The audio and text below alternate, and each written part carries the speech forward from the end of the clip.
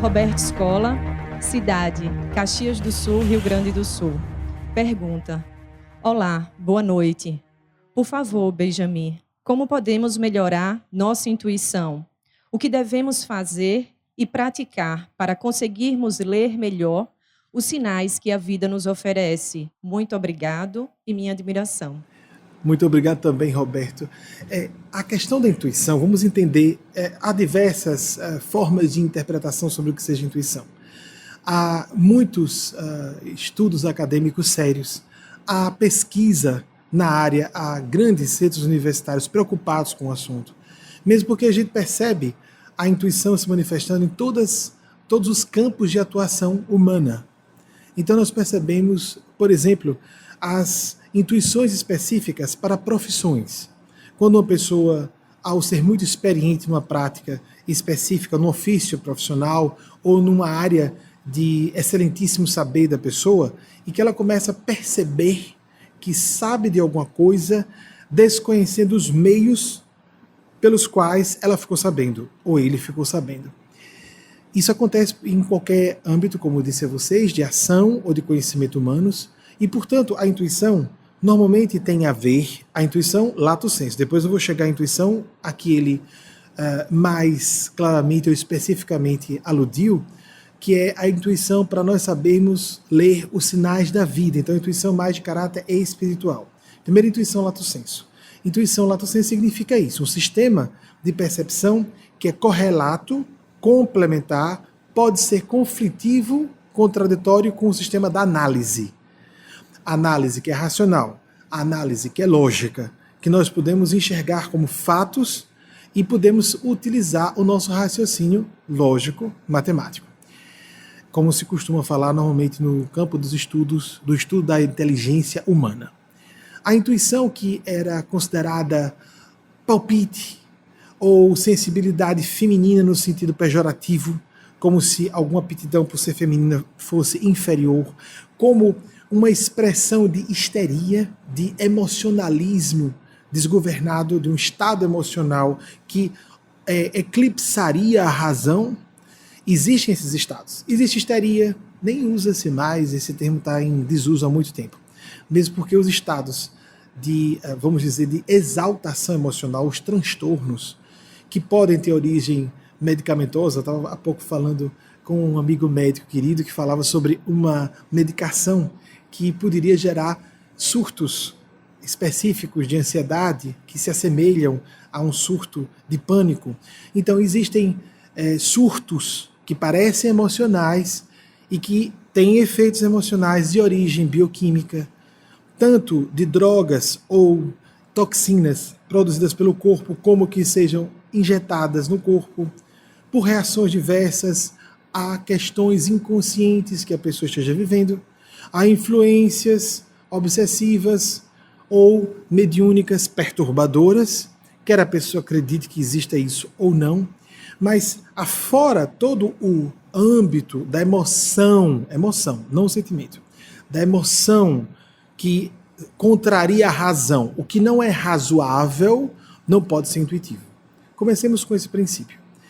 Algumas pessoas se sentem intuídas, acham que estão recebendo a intuição, mas a intuição não pode contrariar informações racionais. Elas podem, intuições de boa qualidade, ou uma intuição de boa qualidade, trazer uma perspectiva que vá além do que racionalmente se possa saber. Isso é uma coisa. Outra é frontalmente denegar o que, pela lógica e pela percepção factual, empírica, uma percepção concreta dos fatos, nós tenhamos como ver que está errado. Nós não podemos contrariar essa percepção direta dos fatos, digo empiricamente e de forma racional. O empírico da experiência direta, concreto, lógico, direto, objetivo, até material, e aquilo que se pode perceber pela mente, pela razão, pela dedução, por exemplo. O que é intuitivo tem que ser suprarracional. Nós temos que estar abertos a captar alguma coisa ou a intuir, perceber alguma coisa, ainda que não haja dados suficientes para aquilo, ou nem haja dados alcançáveis por nossa mente de vigília, a mente consciente, mas que, com experiência, começamos a notar toda vez que eu percebo alguma coisa com aqueles sentimentos específicos, a intuição está no campo dos sentimentos.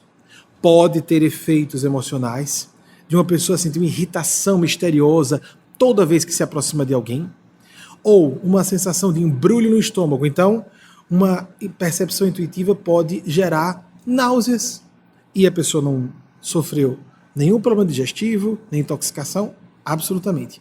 Mas ela sente um aperto no estômago, uma dor, aquela história da pancada na boca do estômago, toda vez que vai num certo ambiente.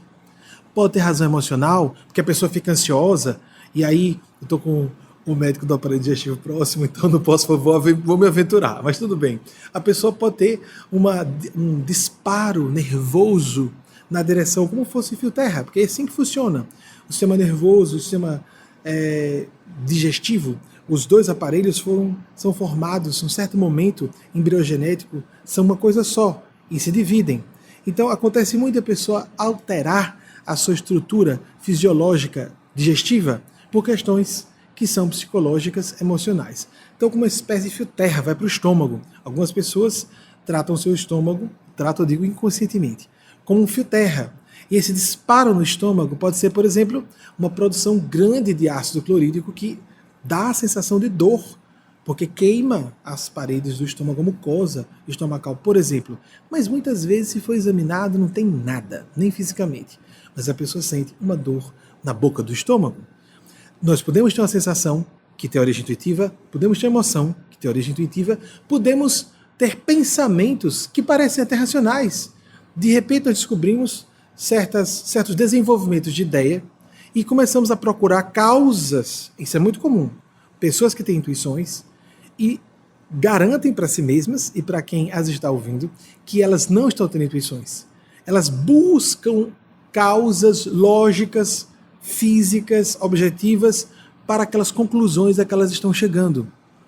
E muitas vezes, se chegarmos próximo dos dados que ela está dizendo, chegarmos próximos ou próximas àqueles dados, vemos que não é suficiente. É o que acontece, por exemplo, com um empresário super intuitivo, uma pessoa que tem o tal que os americanos chamam de feeling para negócios, e há feeling para áreas específicas de negócios. E alguns que têm feeling para qualquer área de negócios. Por exemplo, aquele sujeito que fareja oportunidades de enriquecer.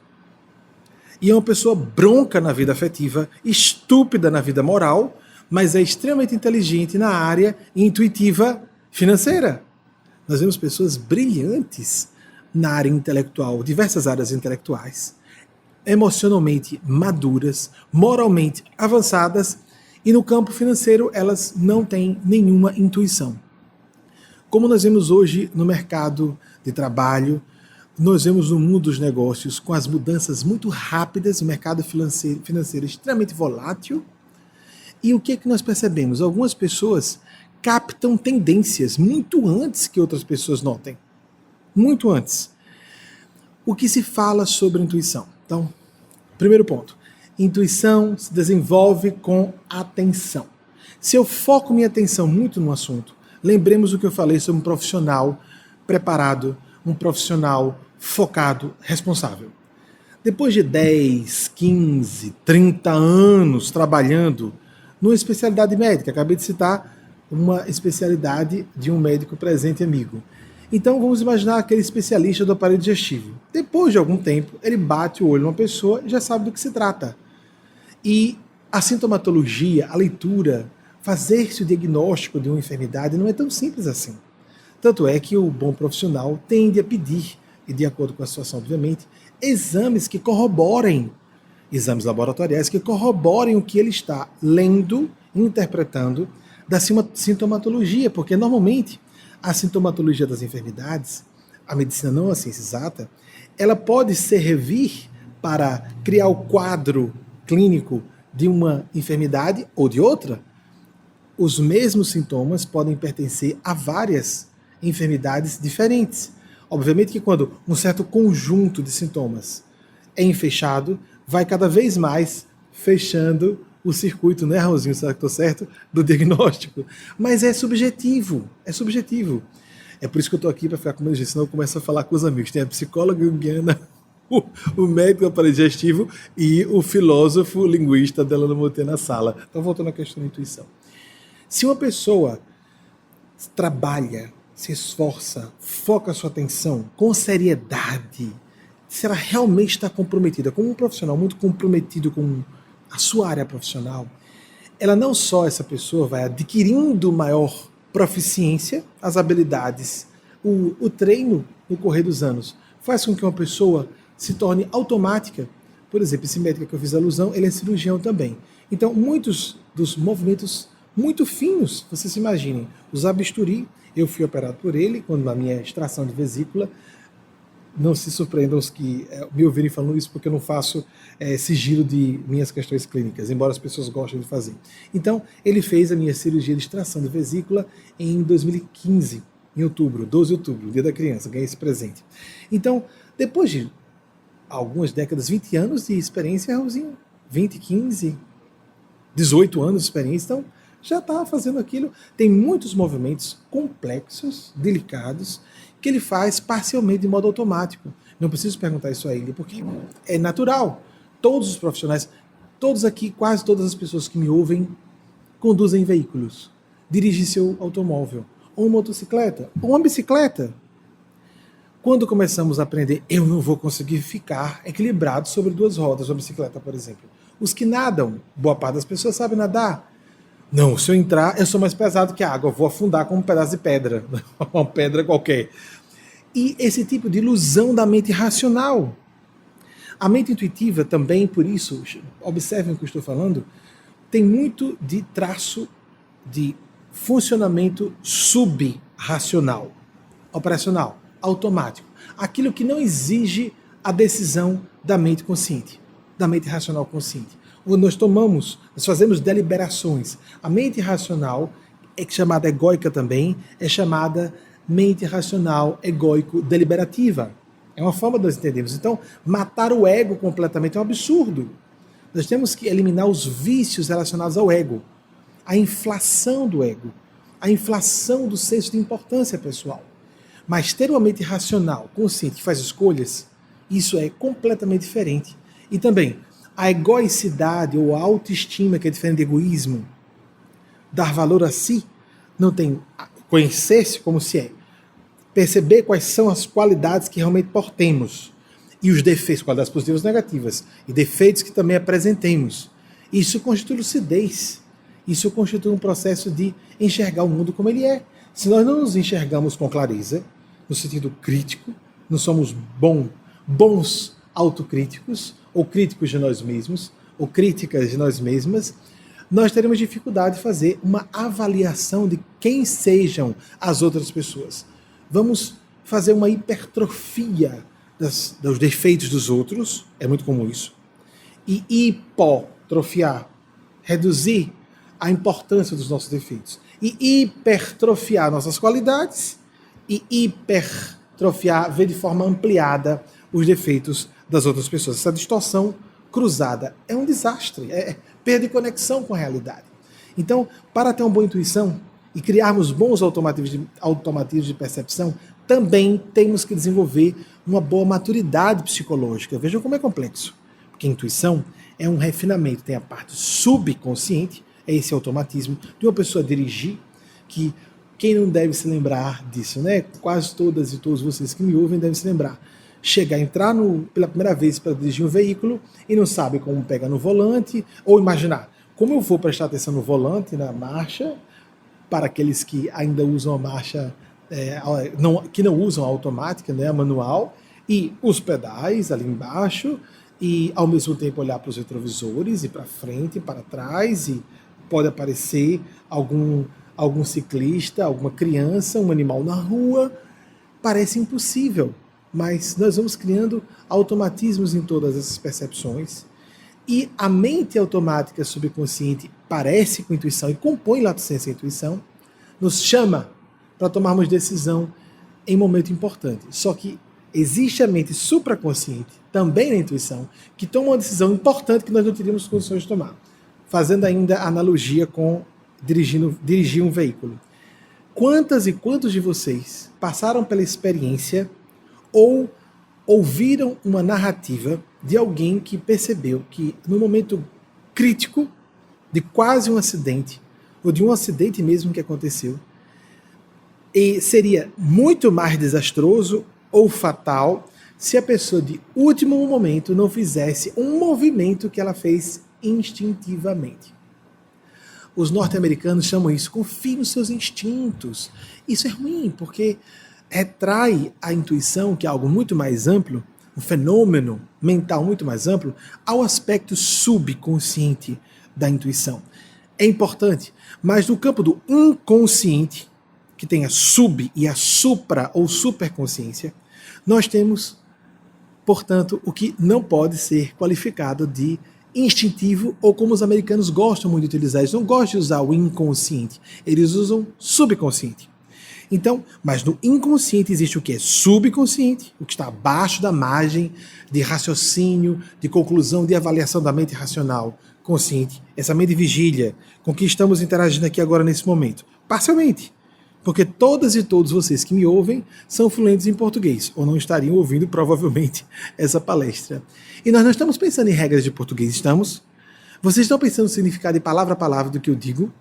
Lembram-se daqueles que têm domínio mesmo, no segundo idioma, daquele período em que a gente está ouvindo alguma coisa, ou lendo alguma coisa e catando palavra a palavra, fazendo uma tradução na cabeça que é completamente errado, indica que a pessoa não tem domínio daquele novo idioma.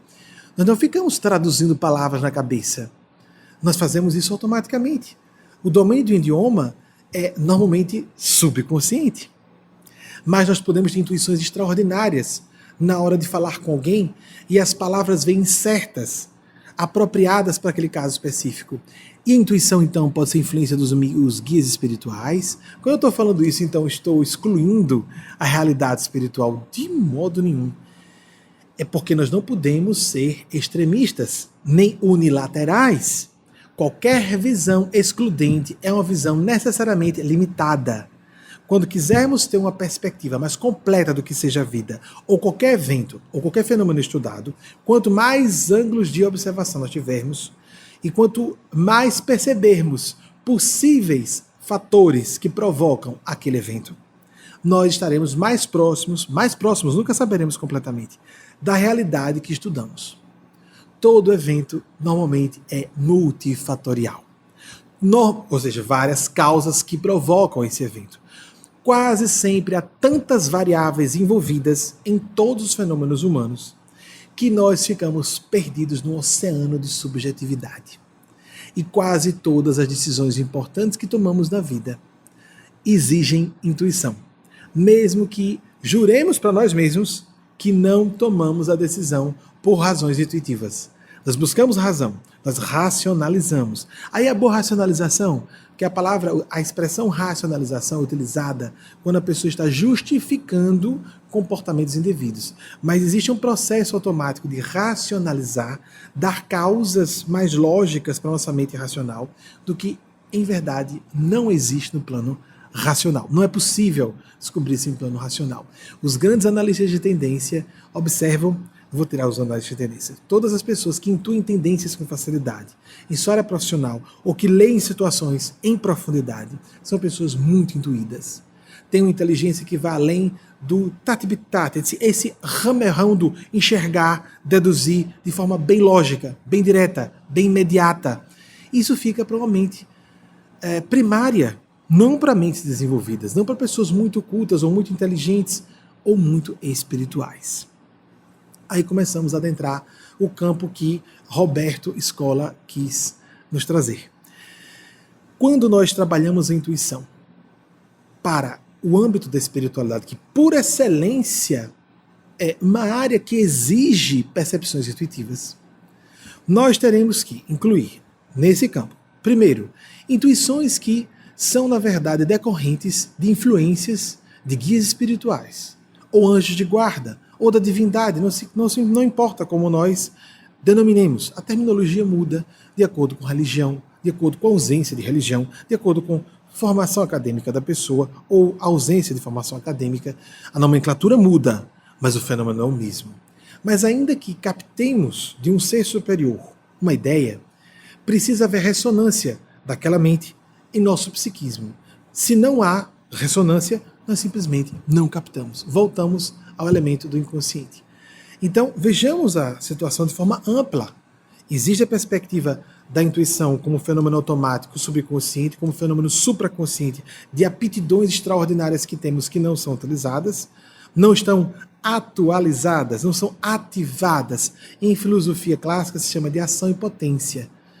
O potencial, na verdade, seria aquilo que a pessoa não conseguiu tornar ação ainda, não está atualizado, eu não tenho disponível na minha mente racional porque não me desenvolvi ainda, não tenho evolução suficiente para ter acesso a essa semente de anjo que todos temos. Agora, atenção, essas propostas, fazendo parênteses importantes, de que todas as pessoas têm o mesmo potencial, que todas as pessoas são iguais, apenas algumas são mais esforçadas e algumas são mais focadas e outras não. Claro que esforço é importante, claro que responsabilidade e compromisso são importantes. Quem vai negar que isso seja importante? Mas dizer que todas as pessoas sejam iguais no âmbito intelectual, emocional e moral é o mesmo que nós dizermos que todos somos iguais fisicamente para uma certa habilidade atlética. Não acreditemos nisso, de que todos têm o mesmo potencial. Isso é injusto. Isso é dito por pessoas que têm uma habilidade especial em algumas áreas, que querem humilhar terceiros com sua pretensa superioridade moral, porque eu me esforcei, eu me empenhei mais do que você. Claro que há pessoas, duas pessoas, com o mesmo padrão de inteligência, com as mesmas condições de instrução. Uma mais empenhada, esforçada, também é inteligência emocional e moral. A inteligência emocional, Daniel Goleman trouxe esse grande avanço para os entendimentos lá nos anos 90, se eu não estiver me enganando, 95, no máximo 96, lançado o clássico dele, mas existem outras formas de inteligência. O caráter, o compromisso, a lealdade estão no campo da inteligência moral e inteligência intuicional. E o que o Robert Scola pediu para a gente falar foi sobre esse tipo de intuição que tem a ver com todas essas inteligências geminadas para que a pessoa leia dentro e fora de si, de forma emocional, de forma lógica, de forma intuicional, de forma moral, pelos sentimentos mais do que pelas sensações, por uma ideia mais do que por uma lógica. Nós vamos descobrindo propósito, porque espiritualidade é basicamente propósito. Uma razão, uma finalidade, não uma lógica, razão como causa para viver. Não existe causa para viver, existe sentido, propósito para viver. Nossa mente foi treinada para seguir, perseguir ideais, projetos de vida.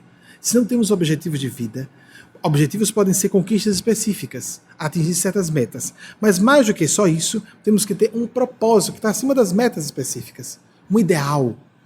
Há pessoas que têm um ideal profissional, ideal familiar, mas se não houver um ideal espiritual, uma causa humanitária, uma forma humanística de enxergar a vida, uma forma espiritual no sentido de religiosa, mas podendo ou não estar ligado à religião. Segundo Carl Gustav Jung, o criador da psicologia profunda, e isso é muito patente, há diversos autores da Europa e dos Estados Unidos que falam sobre isso é bem patente, que as religiões tendem.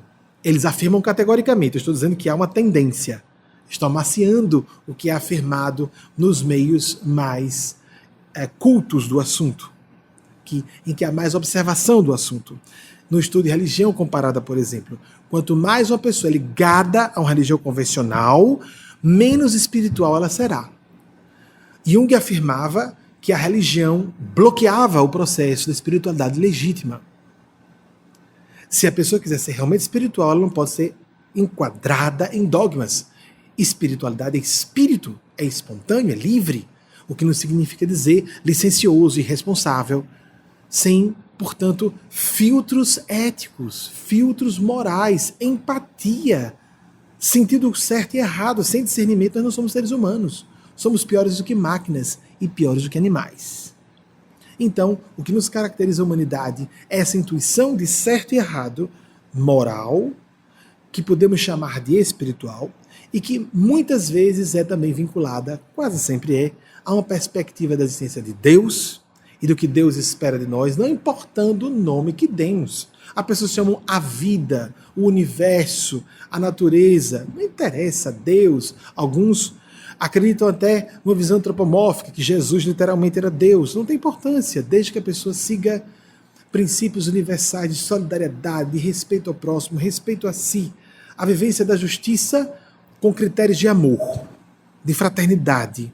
Se nós atacamos grupos de pessoas com interpretações de textos sagrados e estamos sendo adúlteros, blasfemos, estamos adulterando textos sagrados, estamos sendo sacrílegos, estamos sendo como aqueles religiosos farisaicos que foram responsáveis pela sentença e execução da morte de Jesus. Temos que ter muito cuidado com isso, com visões moralistas, convencionais, conservadoras que não têm nada a ver com a genuína espiritualidade.